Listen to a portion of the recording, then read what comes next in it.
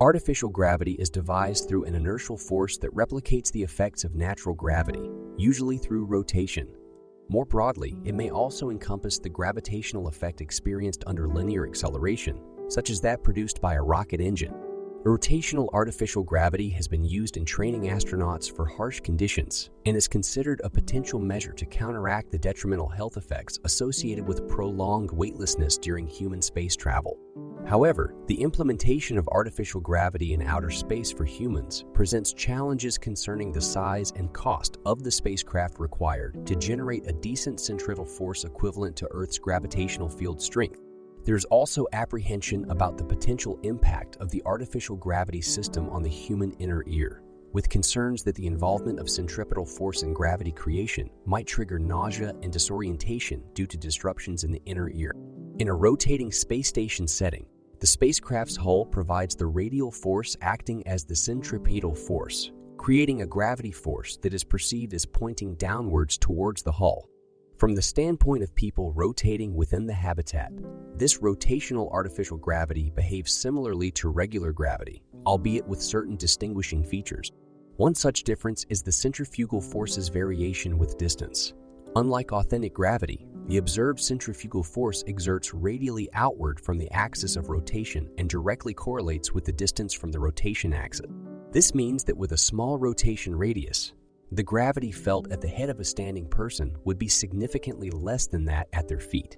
Another distinguishing feature is the Coriolis effect, which presents as a perceived force acting at right angles on objects moving relative to a rotating frame.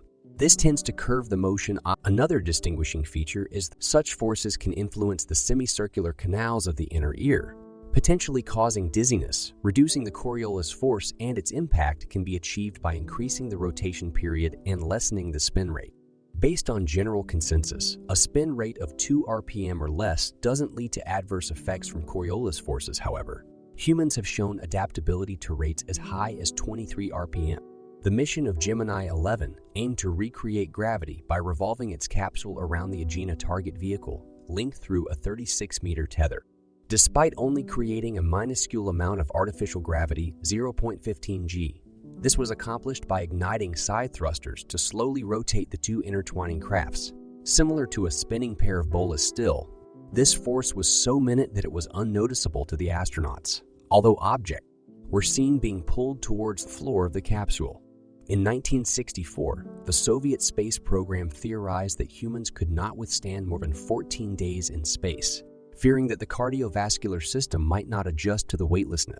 These anxieties were proved to be baseless when space journeys have now extended up to 437 successive days, and regular ventures on the International Space Station typically last 6 months nonetheless. These concerns did lead to the exploration of the long-term effects of weightlessness. Moreover, in June 1991, the Spacelab Life Sciences One flight conducted 18 tests on 4 astronauts, 2 men and 2 women, over 9 days.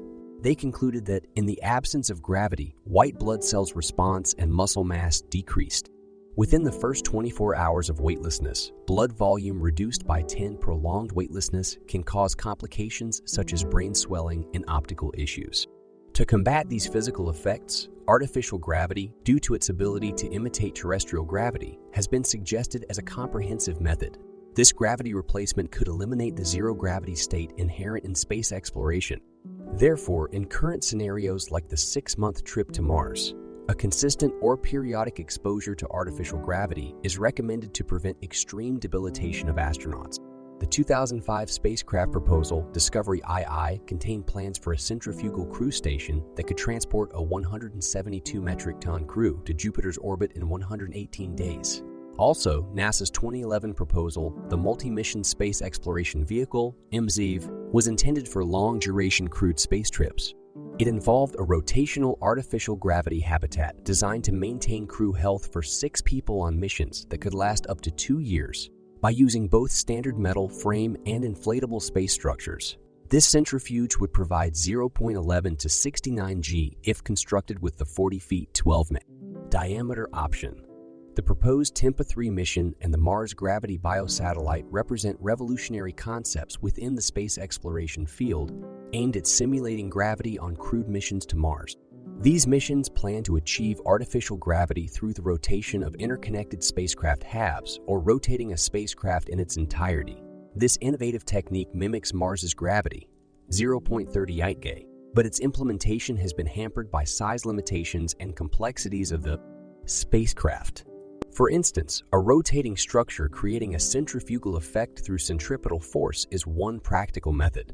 However, a smaller spacecraft requires a rapid rotation, leading to disparity in gravitational forces across different bodily parts, which can have negative effects. A larger spacecraft rotating at a slower pace can rectify these issues, but constructing such a sizable craft is expensive and logistically challenging, resulting in sporadic artificial gravity applications. The concept of artificial gravity, though primarily stalled by real-world complications and high research costs, has been extensively explored in various science fiction narratives. For example, in the novel The Martians and the movie 2001, a Space Odyssey spacecraft make use of a ringed structure and a rotating centrifuge, respectively, to simulate gravity. Similarly, the film Interstellar features a ship capable of artificial gravity created by rotation and controlled by retro-thrusters, whereas the 2021 movie Stowaway uses a 450-meter tether acting as a counterweight for creating inertia-based artificial gravity.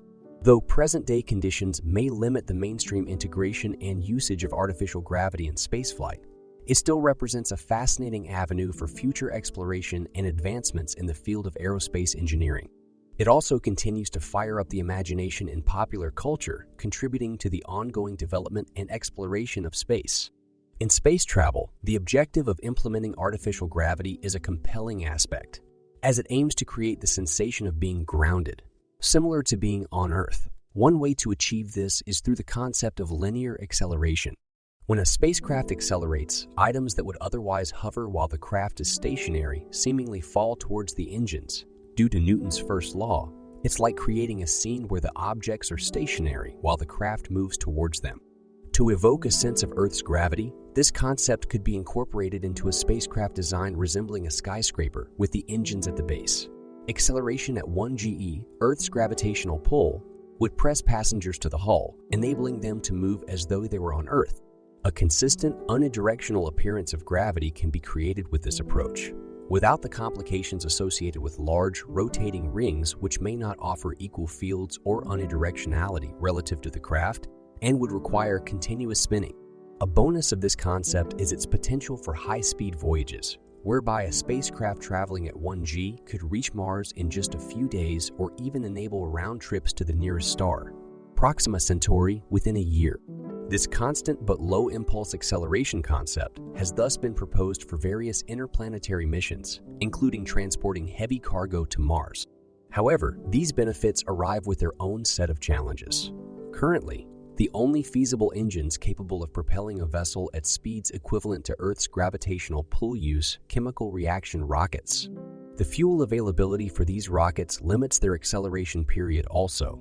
Constant acceleration and speed are prerequisites for maintaining this artificial gravity, meaning that a stationary vessel would not exhibit gravity. Moreover, any surges in acceleration would cause significant changes in g-force. Lastly, for point-to-point journeys like Earth, Mars, the craft would need to accelerate steadily for half the journey, turn off the engines, perform a 180 flip, then start decelerating, causing everything inside to essentially float in space, making it essential to secure items during these flips. Science fiction often explores the concept of simulated gravity within interstellar spacecraft, postulating mechanisms such as acceleration, still theoretical in nature. This principle of linear acceleration is widely applied currently in modern technology, from spacecraft propulsion systems to adrenaline-inducing roller coasters and high-speed sports cars.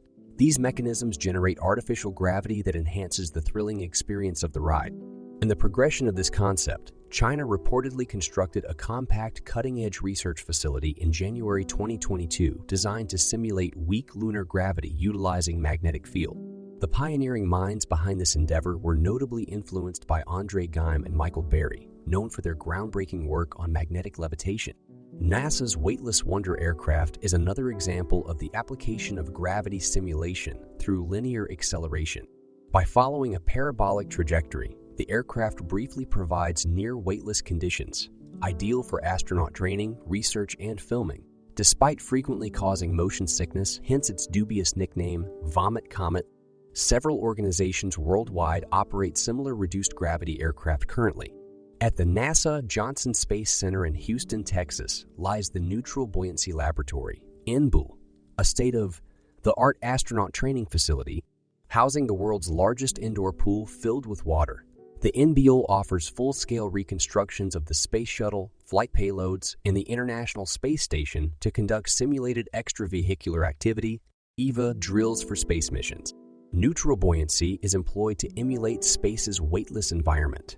Still, the simulation falls short of actual weightlessness as the human inner ear senses the directionality of gravity, and water presents significant drag. These imperfections are limited by performing tasks sluggishly underwater, different from real space flights. The NBUL also ensures a controlled environment with constant pool temperatures and lighting conditions.